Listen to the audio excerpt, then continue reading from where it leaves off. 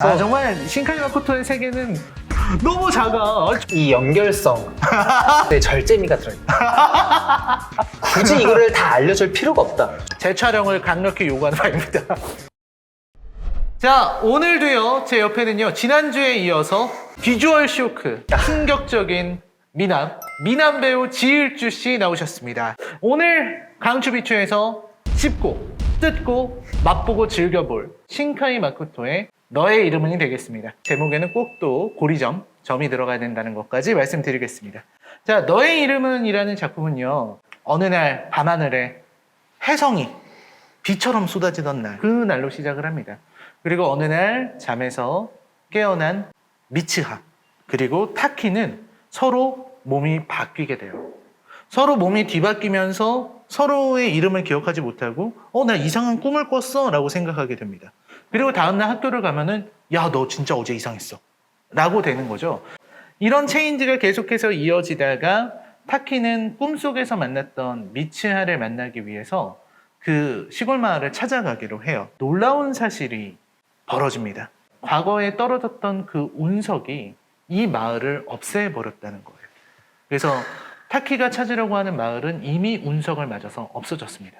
그래서 이 내용으로 진행되는 게 바로 너의 이름은 이라는 작품이죠. 자, 그럼 제가 한번 뽑아보도록 하겠습니다. 결과는 강추일까요? 비추일까요? 아니, 어떻게 이렇게 되냐? 와, 이거 진짜 신카이 마코토의 영화 너의 이름은을 비추합니다. 괜찮으시죠? 재촬영을 강력히 요구하는 바입니다. 너의 이름은이 왜 좋은 작품인지 한번 얘기해 주시죠. 일단 기본적으로 신카이 마코토 감독님에 대한 신뢰. 믿음 이런 것들이 저변에 깔려있는 작품이지 않나.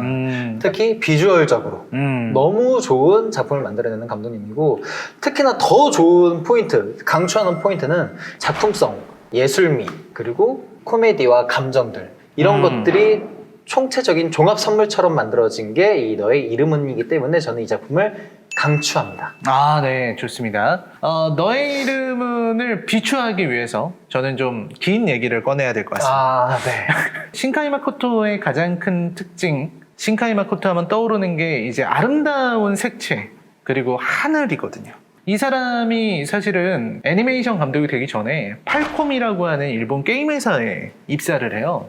그리고 거기에서 이제 우리가 잘 알고 있는 이스 투 이터널이라든지 뭐 영웅전설 같은 그런 작품의 오프닝 애니메이션을 만듭니다.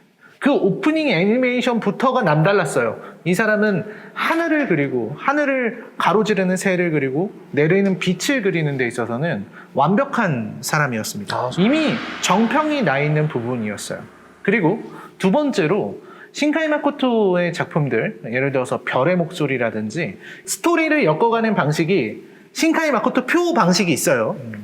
그리고 이제 코미디 이렇게 세 개를 말씀하셨지만 이 세 부분을 모두 총동원한 결과가 이 정도다.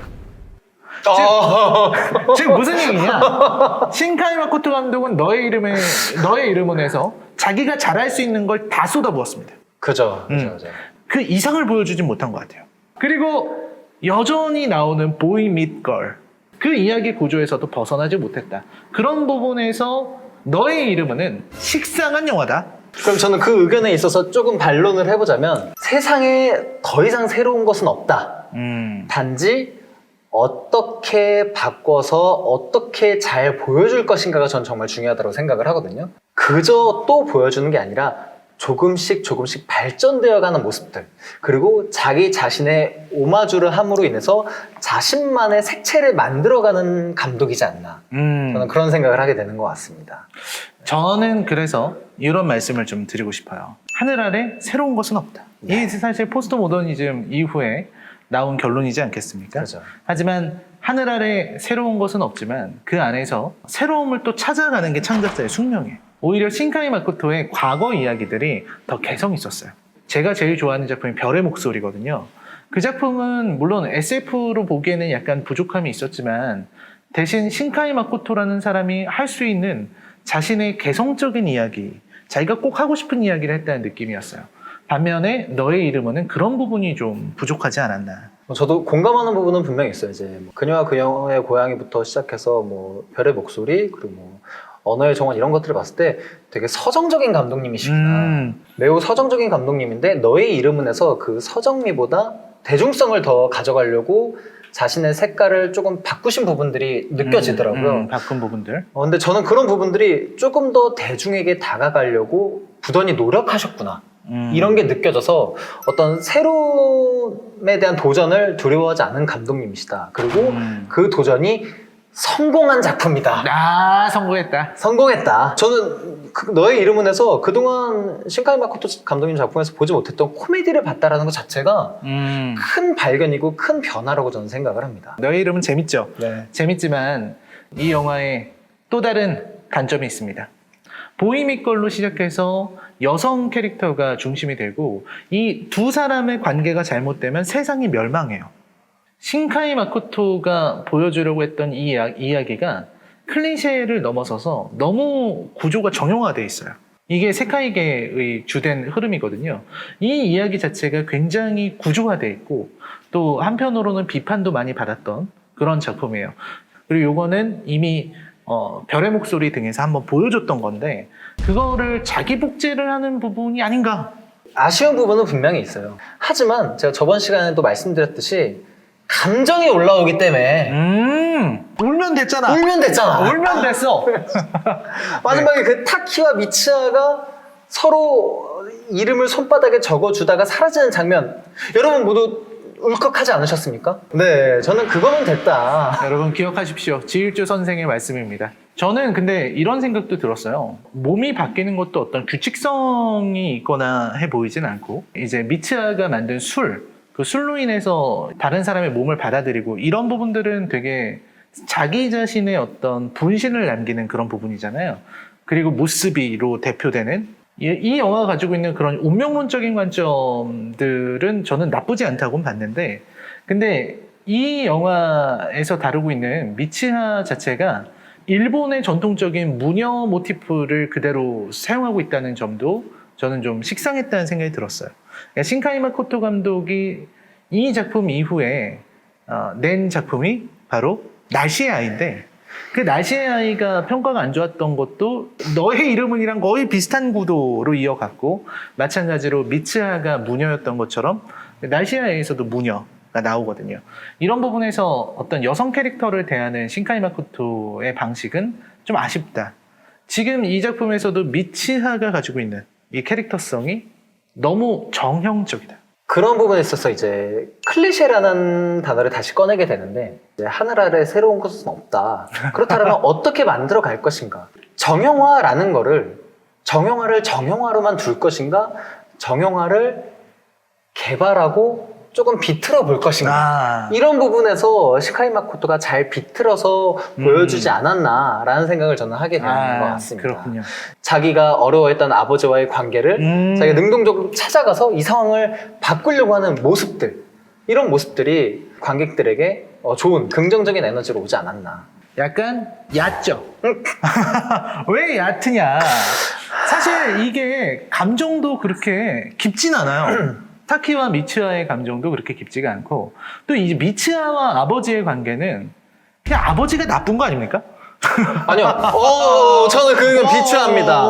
저는 이 아버지만큼 이성적으로 판단하고 행동하는 사람은 저는 이 작품에 없다고 생각을 하거든요. 미츠하 몸에 들어간 타키가 이 마을 사람들을 피난시키기 위해서 미츠하 아버지에게 가서 막 그렇죠. 피난시켜야 된다 얘기를 하잖아요. 하지만 미츠하의 마을 주민들을 피난시켜야 된다는 근거가 매우 약해요. 1000년 전에 이런 일이 있었다. 그리고 해성이 나눠질 거다. 물론 거기에 대해서 이제 태씨는 왜인지 모르겠지만 그 의견을 따라가나 그 의견을 따라갈 이유가 어디에도 보이지 않거든요. 그렇기 때문에 아버지는 너 지금 좀 이상해 보인다. 가서 안정을 취해라 얘기를 하잖아요. 네. 매우 이성적인 아버지입니다. 매우 이성적인 아버지가 딸을 버렸습니다. 제가 엊그제 두 번째 다시 봤더니 아버지가 이제 와이프랑 사별하게 됐다고 딸들을 버리고 가더라고요. 이게 무슨 일이지 싶기는 했습니다. 하지만 그 조그만 마을에서 정치 한번 해보겠다고 자식을 버리고 딸이 그렇게 막 눈물로 호소하는데 듣지도 않고 이성적으로. 저는 버린 거로 생각하지 않습니다. 버린 딸들이 강하게 크길 바라는 마음으로 이제 잠깐 언제까지 거리를 부모의 품 안에서 자랄 것이냐. 그렇죠. 너네 나이가 이미 9살, 10살. 자랄 만큼 자랐으니까. 아예 떠나지 않았잖아. 같은 마을에 있잖아. 그렇구나. 같은 마을에 있잖아. 아예 버리지 않았습니다. 아버지 왜 그러셨어요? 아버지. 그 다음에 사실 이 애니메이션의 가장 큰 특징이라고 한다면 노래. 노래. 라또라고 하죠. 레드 윈프스라는 밴드의 음악이 들어가 있어요. 그래서 노래들이 되게 유명하잖아요. 그죠. 그리고 영화를 보면서도 중간에 노래가 확 들어가면서 막 진행되는 이런 부분들. 네, 이런 부분들이 되게 화제가 되기도 하고, 저도 보면서 와, 이거 좀 괜찮은 것 같은데? 라는 생각을 했었어요. 하지만 한편으로 이런 생각이 듭니다. 이건 뭐 뮤직비디오인가? 이건 뭐 뮤직비디오 몇 개를 합쳐놓은 것 같다라는 인상이 들 정도로 중간에 들어간 그 노래들이 어떤 의미에서 보면은 몰입을 방해할 수도 있다라는 생각이 들었어요. 제가 이제 영화를 만들어 본 입장에서 보통 상업 영화에서 들어가는 영화 음악은 그러니까 물론 이제 변주를 주는 음악들이 뭐 주를 이루겠지만 대충 한 30곡 정도 내외로 들어간다고 들었거든요. 그렇죠. 그러니까 그런 것 따지면 음악들이 정말 많이 들어가는데 너의 이름은에서 뮤직비디오 같다라고 느껴지게 되는 이유는 가사가 들어간 음악들이 유독 많게 느껴져서인 것 같아요. 가사가 들어갔기 때문에 우리가 좀 더 공감할 수 있고 함께 노래를 부르고 즐길 수 있는 작품이지 않았나. 그렇기 때문에 이 가사가 주는 어떤 에너지들을 함께 느낄 수 있지 않았나라고 강추합니다. 우리나라에서 그 같이 노래를 부를 수 있는 특별 상영관을 만들어서 이제 상영을 하기도 했잖아요.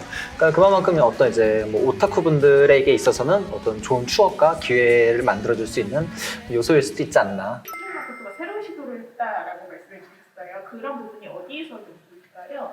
카메라 워킹을 얘기할 수밖에 없게 되는 것 같아요. 예전에 했던 작품들이 다 약간 정적인 작품들이었잖아요. 그렇죠. 하지만 이번에 되게 액티브하고 동적인 카메라 앵글들이 매우 많고, 뭐 예를 들어서 이제 타키 몸에 들어간 미츠아가 이제 뭐 학교를 찾아가는 장면들에 있어서 이제 카메라 워킹이 보통 이제 촬영장에서 달리를 깔고 카메라 무빙을 한다 그러거든요. 그런 장면들을 애니메이션에서 이제 보게 되더라고요.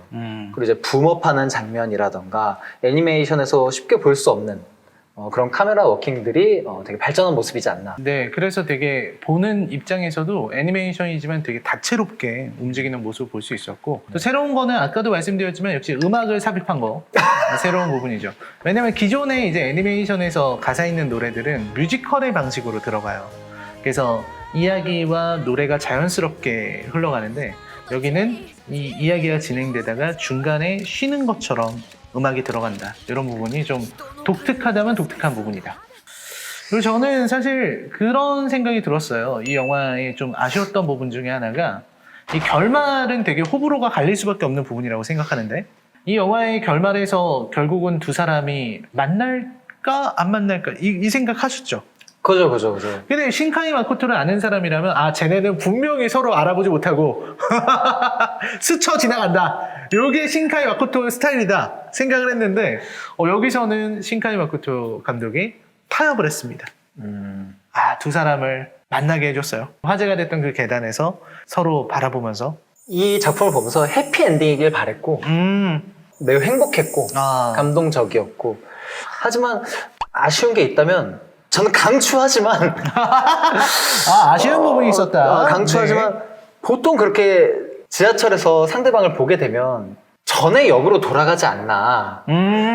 왜 지하철에 나가서 길을 배회하지? 라는 생각이 잠깐 들었습니다. 맞아요. 하지만 저는 그렇게 생각해요. 이게 신카이 마코토 감독님의 이 선택이 옳은 선택이었을 거다. 왜냐면 서로 지하철 반대로 가면 또 못 만나고 또 못 만나고 또 못 만나고 할 테니까 내려서 어딘가에서 만나는 게 중간에 좋은 선택이지 않았을까. 그리고 계단에서 서로 맞는 것 같지만 마음 안에 혹시 모르리란 생각으로 일단 스쳐 지나가잖아요. 맞아요. 그런 그 감정은 망설임이 좀 있었죠. 그 망설임이 전 너무 좋더라고요. 또 한 가지 얘기하자면은 이 무스비에 대해서 저는 무스비 이렇게 생각해요. 말 그대로 영화를 말이 되게 만들기 위해서 이 우연을 합리화하는 그러니까 이거 뭐야 이거 무스비만 있으면 다 되는 거 아니에요. 말도 안 되는 일이 벌어지면은 아 무스비야. 아 얘네들이 왜 서로 그렇게 그려요? 그것도 무스비야. 얘네들은 어떻게 만났어요? 무스비. 운석은 왜 그때 거기 떨어져요? 무스비라니까? 이렇게 돼요. 모든 걸 다 설명할 수 있는 무스비라는 어떤 만능의 언어가 생겨난 것이다. 아 저는 여기에도 신카이 마코토 감독 특유의 절제미가 있다. 아, 절제미. 기승전 무스비도 절제미다. 아 그럼요. 왜냐면 이런 분명히 저는 신카이 마코토 감독님은 이 무스비 시스템을 분명히 명확히 만들어놨을 거라고 저는 무스비 생각해요. 시스템. 아 무스비 시스템. 아, 우리한테 설명하지 않았지만 그래서 마치 모호하게 뭔가 막힐 것 같으면 그거 무스비야 이러고 하는 것 같지만 일부러 설명을 하지 않아요. 이거를 일부러 명확히 하나하나 보여주다 보면 인물의 감정에 집중할 수 없는 상황들이 생길 수 있기 때문에 너무나도 정교하게 만들어놨지만 보여주지는 않겠다. 굳이 이거를 다 알려줄 필요가 없다. 중요한 건 인물들 간의 감정이고 관객이 이 감정을 잘 따라갈 수 있다면 굳이 다 보여줄 필요가 없다. 신카이 마코토 감독의 절제미가 들어있는 시스템이다. 그 다음에 이제 그 술 마시는 건 어떠셨어요? 입으로 만든 술인데 이게 구치 카미자케라는 술이거든요. 그걸 미츠하가 입으로 이렇게 오물오물 해가지고 술을 만듭니다. 그거를 타키가 마시죠. 네. 어떻게 생각하셨어요? 전 이 영화를 정말 강추하지만 저는 못 마실 것 같아요. 저는 못 마실 것 같지만 타키는 사랑의 힘으로 그 술을 먹었다. 그래서 이 위기를 극복할 수 있었다. 정말 깊이 살아가는 관계였군요. 그럼요.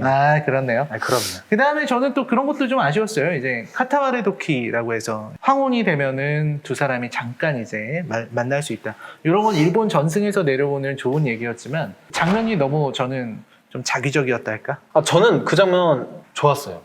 특히 제가 이 영화를 다시 보면서 영화 초반의 교실에서 선생님이 그 황혼에 대한 얘기를 하는 장면이 나와요. 그 선생님이 이제 또 언어의 정원에 나왔었던 그 선생님이죠. 네. 그래서 정말 신카이 마코토의 세계는 너무 작아. 너무 작아. 전작의 주인공들을 왜 그렇게 등장시키는 거예요? 이 연결성. 날씨의 아이에도 타키가 나오잖아요. 미치아도 나와요. 맞아요. 미치아 동생도 나옵니다. 이 연결성. 팬들을 위한 팬심. 아니 그 왜 나오냐고. 어떤 팬들과의 교류인 거죠. 소소한 재미, 즐거움. 정말. 아무튼 그리고 저는 그 황혼이라는 거에 있어서 어떤 황혼이 주는 신비함, 그리고 그 짧은 찰나의 순간이 주는 아련함, 그리고 이 마법의 시간에서 만들어지는 기적, 그리고 그 기적이 만들어져서 둘이 만났고 그 기적이 짧은 시간이 끝나면 헤어질 수밖에 없는 거를 이미 우리는 알고 있고 거기서 오는 어떤 아쉬움, 안타까움, 애틋함이 저는 그 부분은 정말 되게 좋았다고 생각을 해요. 그런 지금 말씀하신 것처럼 너의 이름은에는 많은 기적이 있어요. 제가 또 꼭 말씀드리고 싶은 기적이 있습니다. 무슨 기적이냐면 운석이 낙하해서 마을을 파괴를 했는데 사람들이 그걸 기억 못하는 기적이 일어나요. 고작 3년이 지났는데 잊어버렸어. 잊고 싶은 거야. 잊고 싶어서 얘기를 안 한 거야. 그 큰 아픔을. 너무 아팠기 때문에. 너무 아팠기 때문에 차마 그걸 입 밖으로 낼 수가 없는 건 거죠. 그래서 이제 전 국민적인 기억 상실에 걸렸다. 역시 기억. 전 국민이 얘기하고 싶지 않은 거야. 우리 그런 아픔은 얘기하지 않기로 해요. 이렇게 된 거군요. 그럼요. 여기도 신카이 마코토의 절제미가 들어있다. 무슨 오늘 절제미 하나 오늘 무슨 이게 바로 무스비 화법입니다. 막힐 것 같으면 절제미, 안 될 것 같으면 무스비. 너의 이름은 이라는 작품 우리가 쭉 살펴봤는데요. 자, 신카이 마코토 감독의 너의 이름은 아직 못 보신 분들이 있으시다면 SKBTV 영화 월정액 오션에서 함께 하실 수 있습니다. 보시면서 정말로 아름다운 작가 신카이 마코토라는 유명한 애니메이션 감독이 유감없이 실력을 발휘한 그 작화와 아름다운 음악과 그리고 감동적인 이야기를 한번 느껴보시기 바랍니다. 자, 라이너의 강추 비추, 여러분들이 하고 싶은 영화가 있다면 댓글로 알려주시고요. 또 구독과 좋아요 부탁드리도록 하겠습니다. 저희는 다음 주에 더 치열하고 더 뜨겁고 차갑고 재밌고 즐거운 이야기로 돌아오도록 하겠습니다. 여러분 다음 주에 뵙겠습니다. 여러분 안녕. 안녕.